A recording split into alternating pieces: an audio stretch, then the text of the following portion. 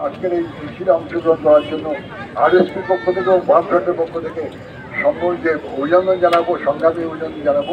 পাশাপাশি বলবো আগামী দিনে আরও প্রস্তুতি গ্রহণ করতে হবে, আরও অনেক প্রস্তুতি নিয়ে আমাদের এগোতে হবে এবং আমাদের মার্কিন প্রচার দপ্তরের সামনে গিয়ে চিৎকার করে দেখানে এই কথাগুলো প্রবেশ করার চেষ্টা করতে হবে।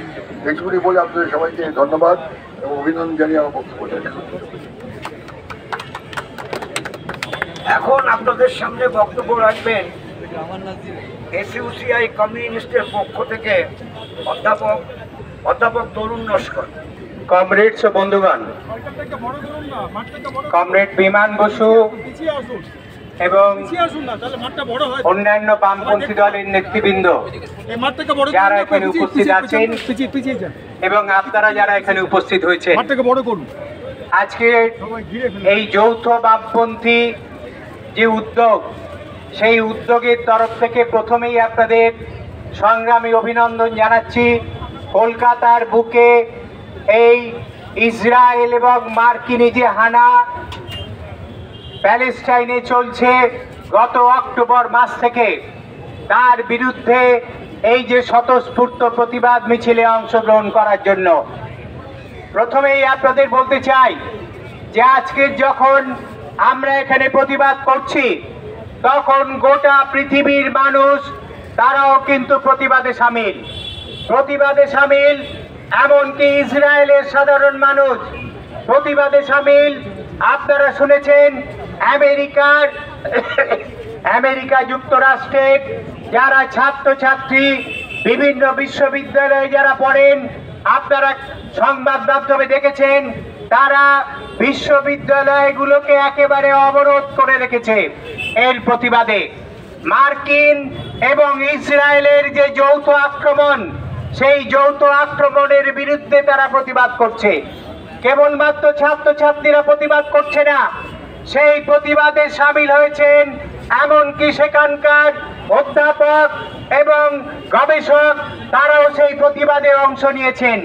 যখন গোটা পৃথিবীতে এইরকম ভাবে প্রতিবাদ চলছে, তখন কলকাতায় আমরা যখন এই প্রতিবাদ মিছিল সংগঠিত করলাম, তখন এখানে যারা সরকারে বসে আছেন সেই তৃণমূল দল, তাদের পুলিশ এখানে এসে আটকালো।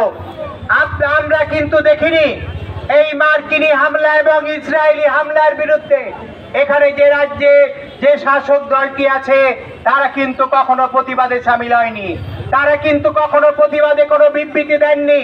কিন্তু তারা আজকের এইরকম একটা স্বতঃস্ফূর্ত প্রতিবাদে তারা আজকের পুলিশ দিয়ে আটকালেন এবং আমরা মনে করি অত্যন্ত অগণতান্ত্রিক কাজ তারা করেছেন। আমরা তাদের এই অপচেষ্টাকে আমরা নিন্দা করি। আমরা চেয়েছিলাম ইউএসআইএর সামনে গিয়ে সেখানে মিটিং করতে, আমাদের তো ছিল শান্তিপূর্ণ মিটিং।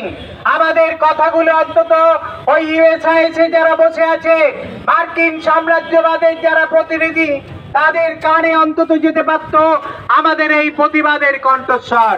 কিন্তু এখানে যারা আইন শৃঙ্খলা রক্ষা করছেন, তারা সেই কাজটা করতে দিলেন না। আমি আবারও এই সম্মিলিত প্রচেষ্টার তরফ থেকে তাদের এই অপচেষ্টাকে তীব্র নিন্দা করছি। আপনারা জানেন, এখানে কমরেড মনোজ ভট্টাচার্য বলেছেন আপনাদের সামনে যে গত অক্টোবর মাস থেকে ঘটনা ঘটছে। গত অক্টোবর মাস থেকে ওই যে ছোট্ট প্যালেস্টাইন এবং তার এই গাজা এবং রাফা, কতটুকু এরিয়া, কতটুকু মানুষ, কয় লক্ষ মানুষ সেখানে থাকে, যেখানে গোটা আমেরিকার সমস্ত ওই মারণাস্ত্র তাকে দিয়ে ইসরায়েলকে সাহায্য করে তার উপর আক্রমণ করা হচ্ছে এবং সেই আক্রমণে ইতিমধ্যে 50,000-এর বেশি মানুষ মারা গেছেন এবং ওখানে প্রায় 8 লক্ষ শিশু মারা গেছে, 8,000 শিশু মারা গেছেন, 5,000 মহিলা মারা গেছেন। এই 50,000-এর মধ্যে যারা আছেন, এই রকম একটা সংখ্যা। এবং আপনারা সংবাদ মাধ্যমে দেখেছেন যে এই প্যালেস্টাইনে এমন একটু জায়গা নেই যেটা সাধারণ মানুষের পক্ষে কোথাও একটু নিরাপত্তা আছে, এমন একটা জায়গাও নেই। হাসপাতাল নেই, রিফিউজি ক্যাম্প নেই, স্কুল নেই, কলেজ নেই, কোথাও সাধারণ মানুষের নিরাপত্তা পেতে পারে এরকম একটা জায়গা নেই। গোটা জায়গায় আমেরিকান সাম্রাজ্যবাদ এবং ইসরায়েলি সাম্রাজ্যবাদ, ওই ইহুদিবাদী ইসরায়েলি সাম্রাজ্যবাদ সমস্ত জায়গাকে তারা আজকে আক্রমণ করছে। আপনাদের এটা স্মরণে আছে, আমি নিজে শিক্ষক হিসেবে বলছি, আমার খুব খারাপ লেগেছিল যখন গাজার শিক্ষা দপ্তর ঘোষণা করলো যে গাজায় আর একটিও স্কুল নেই, সেখানে বাচ্চাদের পড়াশোনা করার কোনো জায়গা নেই। এই কথা যখন শুনেছিলাম, আপনারাও যখন শুনেছিলেন, তখন নিশ্চয়ই আপনাদের ঘৃণায় এবং প্রতিবাদে নিশ্চয়ই আপনাদের মন মথিত হয়েছিল। আপনাদের আমরা জানাতে চাই যে এই যে ঘটনা ঘটছে, এই ঘটনা সাম্রাজ্যবাদ ঘটাচ্ছে, সাম্রাজ্যবাদের চক্রান্ত এটা, এবং বিভিন্ন সাম্রাজ্যবাদী শক্তি তারাই এর পেছনে আছে। যখন 7ই অক্টোবর, তখনও পর্যন্ত হামাস তার প্রতিরোধটাও করতে পারেনি, তখনই বাইডেন কিন্তু চলে গেছেন। আপনাদের খেয়াল আছে, বাইডেন তেল আবিবে চলে গেছেন এবং সেখানে গিয়ে তার সলিডারিটি জানিয়ে এসছেন। কার সঙ্গে? যার সঙ্গে সলিডারিটি জানালেন, তারা তারপরের কয়েক মাস ধরে 50,000 মানুষকে খুন করলো এবং গোটা প্যালেস্টাইনকে একেবারে ধুলায় বিছিয়ে দিয়ে চলে গেল। তাকে তারা সলিডারিটি জানাতে গেছে। মাঝে মাঝে তারা এমন কথা বলছেন যেন তারা ওই যে আক্রমণ হচ্ছে, ইসরায়েল যে আক্রমণ করছে, সে আক্রমণের তারা বিরুদ্ধে তারা এরকম একটা ভাব দেখাচ্ছেন। এটা ভাব দেখাচ্ছেন ওই যে প্লেইং টু দ্য গ্যালারি বলে যে একটা কথা আছে, এটা হচ্ছে প্লেইং টু দ্য গ্যালারি, অর্থাৎ তারা মানুষের কাছে ভাব দেখাচ্ছে তারা এই আক্রমণের বিরুদ্ধে।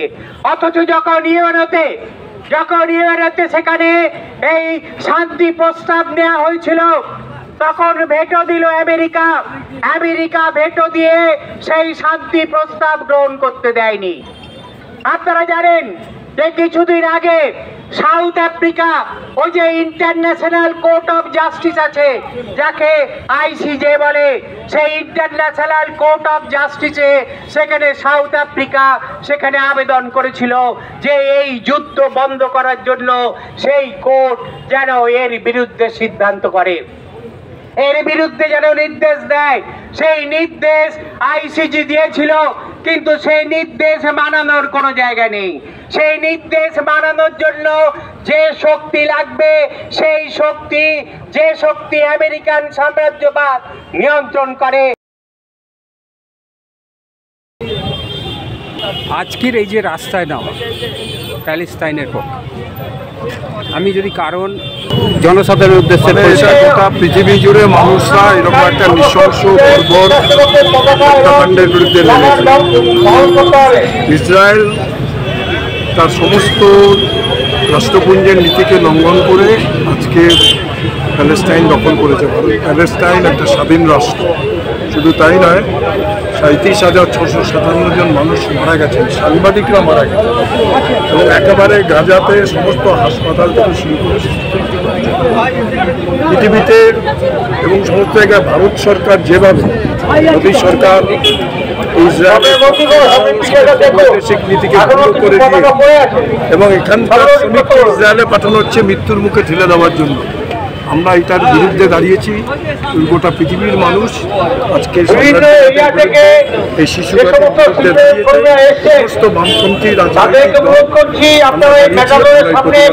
আছি, থেকে শুরু করে সমস্ত জায়গায় পূর্ব ইউরোপের দেশগুলোতে মিছিল করেছিল। আজকে সেই ঐতিহ্য মেনে গোটা ইসরায়েলকে আজকে গাজার উপর থেকে তাদের হাত তুলে নিতে হবে, প্যালেস্টাইন থেকে তুলে নিতে হবে। যে প্যালেস্টাইন একটা স্বাধীন রাষ্ট্র, তাকে স্বাধীন রাষ্ট্রের মর্যাদা দিয়ে, রাষ্ট্রপুঞ্জের কথাকে মর্যাদা দিয়ে আজকে ইসরায়েলের বিরুদ্ধে সমস্ত ধরনের আক্রমণ, ইসরায়েলের বিরুদ্ধে এই হামলা, যারা যে হামলাটা করেছে তার বিরুদ্ধে আজকে রাষ্ট্রপুঞ্জকে ব্যবস্থা নিতে হবে।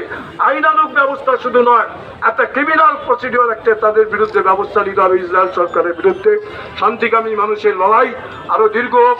পশ্চিমবঙ্গে ঐক্যবদ্ধ বামপন্থী আন্দোলন, গোটা দেশ জুড়ে ঐক্যবদ্ধ বামপন্থী আন্দোলন গাজার পক্ষে দাঁড়িয়ে, প্যালেস্তাইনের সপক্ষে দাঁড়িয়ে এই শিশুঘাতী নারীঘাতী ইসরায়েলের বিরুদ্ধে সমস্ত মানুষ সোচ্চারিত হবে, এই কথা বলে সবাইকে সংগ্রামে অভিনন্দন জানিয়ে আমি আমার বক্তব্য শেষ করছি। ইনকলাব জিন্দাবাদ, সংগ্রাম দীর্ঘজীবী হোক। বন্ধুগণ, এখন আপনাদের সামনে বক্তব্য রাখবেন সারা ভারত ফরওয়ার্ড ব্লকের বাংলা কমিটির সম্পাদক কমরেড নরেন চট্টোপাধ্যায়। কমরেড সভাপতি, উপস্থিত বন্ধুগণ, এই কলকাতা শহর সাম্রাজ্যবাদ বিরোধী আন্দোলনের একটি পীঠস্থান। যখন কিউবার ওপর সাম্রাজ্যবাদী আগ্রাসন হয়, কলকাতার মানুষ রাজপথে থাকেন তার প্রতিবাদে। যখন প্যালেস্তাইনের ওপর আক্রমণ হয়, তখনও কলকাতার মানুষ, শান্তিকামী মানুষ, তারা রাজপথে থাকেন প্যালেস্তাইনের ওপর অত্যাচারের বিরুদ্ধে প্রতিবাদে, প্রতিরোধের মধ্য দিয়ে। সারা দেশের মানুষকে, বিশ্বের মানুষকে জানাতে চায় কলকাতা শান্তির পক্ষে, কলকাতা আগ্রাসনের বিরুদ্ধে, যে কোনো সামাজিক, অর্থনৈতিক, রাজনৈতিক আগ্রাসনের বিরুদ্ধে আমরা। দুর্ভাগ্য আমাদের যে আজ পর্যন্ত কোনো মিছিল আমাদের কখনোই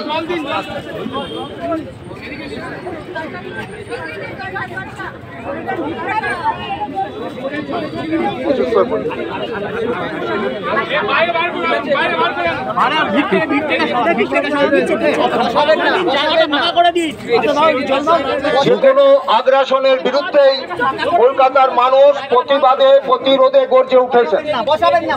আজ যেভাবে ইসরায়েল প্যালেস্তাইনের ওপর আঘাত এনেছে, তার প্রতিবাদে আজ স্বাভাবিকভাবেই বাংলার মানুষ, কলকাতার মানুষ, কলকাতার বামপন্থী সমস্ত দল সমূহ মিলে তার প্রতিবাদে, প্রতিরোধে আমরা এই রাজপথে দাঁড়িয়ে আছি। বন্ধুগণ, আপনারা জানেন যে প্যালেস্তাইন দীর্ঘদিন ধরে তার ক্ষেপণাস্ত্র বিক্রি করার জন্য সারা পৃথিবী জুড়ে যে সাম্রাজ্যবাদী শক্তি আছে, যুদ্ধ তৈরি করার যে শক্তি আছে, যুদ্ধ বাজানোর যে শক্তি আছে, সেই শক্তির পক্ষে কাজ করেন। কারণ ইসরায়েল তার বাণিজ্যিক ক্ষেত্রে, বিদেশের বাণিজ্যের ক্ষেত্রে সবচেয়ে বাণিজ্যের জায়গা হচ্ছে অস্ত্র বিক্রি করা। কিন্তু কলকাতা শান্তির পক্ষে, কলকাতা মানুষের অধিকার অর্জনের পক্ষে, অধিকার রক্ষার পক্ষে। তাই এই কলকাতার মানুষ প্রসারিত হবে। ইসরায়েলের অস্ত্র বিভিন্ন তৃতীয় বিশ্বের দেশে যাবে। সংগঠিত হয়েছিলেন কলকাতায়। কলকাতার মানুষ, বামপন্থী মানুষ, প্রগতিশীল মানুষ, শান্তিকামী